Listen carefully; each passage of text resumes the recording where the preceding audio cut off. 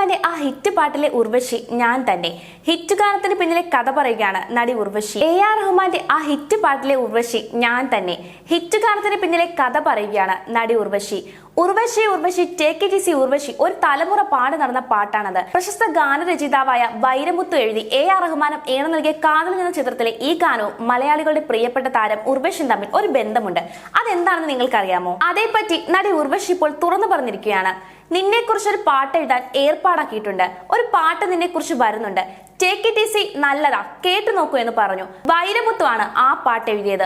ആ പാട്ടാണ് ആ സിനിമയെ പോപ്പുലർ ആക്കിയത്. ഞാനത് കേട്ടു. പ്രഭുവിന്റെ ഡാൻസും പാട്ടുമൊക്കെയായി നല്ല ചേഞ്ച് ആയിരുന്നു. എന്നെ കളിയാക്കിയാണോ അത് എഴുതിയതെന്ന് ഞാൻ അദ്ദേഹത്തോട് ചോദിച്ചപ്പോൾ അല്ല, നന്നായിട്ടാണ് എഴുതിയതെന്നാണ് അദ്ദേഹം പറഞ്ഞത്. എല്ലാവരെയും കുറിച്ച് പാട്ട് വന്നിരിക്കുന്നു, നിന്നെ കുറിച്ച് പാട്ട് വേണ്ടേ?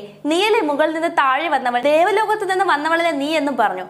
അങ്ങനെയാണ് ആ പാട്ടുണ്ടായതെന്നാണ് ഉർവശി പറയുന്നത്. ഒരു അഭിമുഖത്തിനിടെയാണ് ഉർവശി ഈ കാര്യം വ്യക്തമാക്കിയിരിക്കുന്നത്.